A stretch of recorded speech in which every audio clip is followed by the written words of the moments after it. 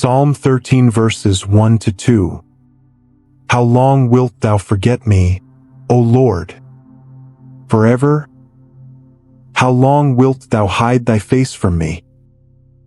How long shall I take counsel in my soul, having sorrow in my heart daily? How long shall mine enemy be exalted over me? There are days when Psalm 13 feels like it was written straight from my own journal, raw, unpolished, almost painfully honest. It begins with a question I've whispered more times than I'd ever admit out loud. How long?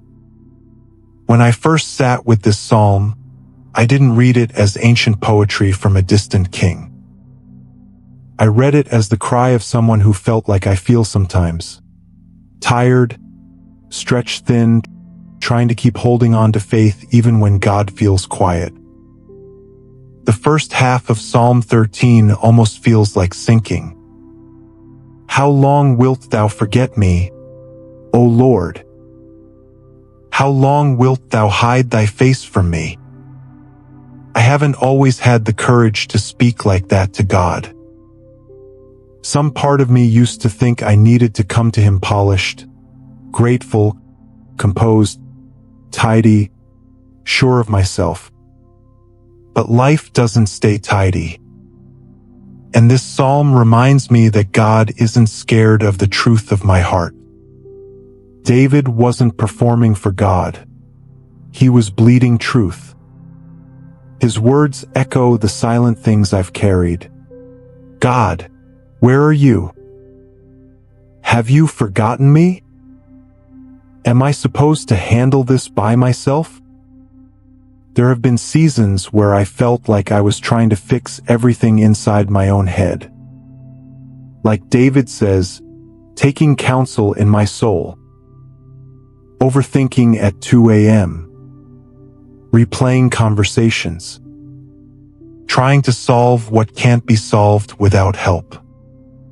And waking up more tired than the night before. Some struggles aren't just internal. David also felt surrounded. My enemy exalted over me. My enemies don't always look like warriors or armies. Sometimes they look like fear, self-doubt, or a clock ticking loudly on unanswered prayers. Sometimes they look like failure, disappointment, or shame trying to write the ending of my story. And that's why I love how Psalm 13 turns. Not when circumstances change. Not when David suddenly feels better. Right in the middle of the mess, he shifts.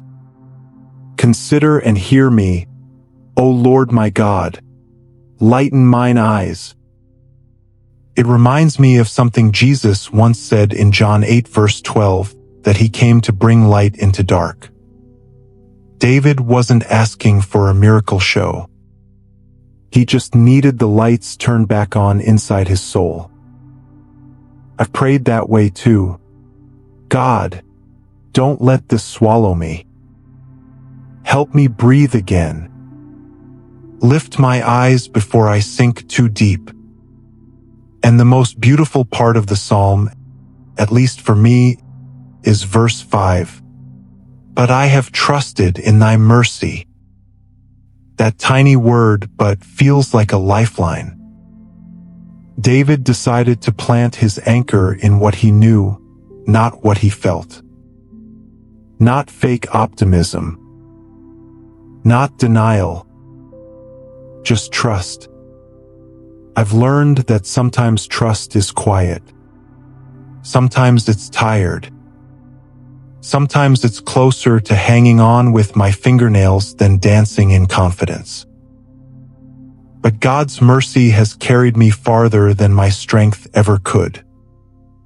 The psalm ends not with answers, but with a song. I will sing unto the Lord because he has dealt bountifully with me. David praises God before anything changes. I'm still learning how to do that.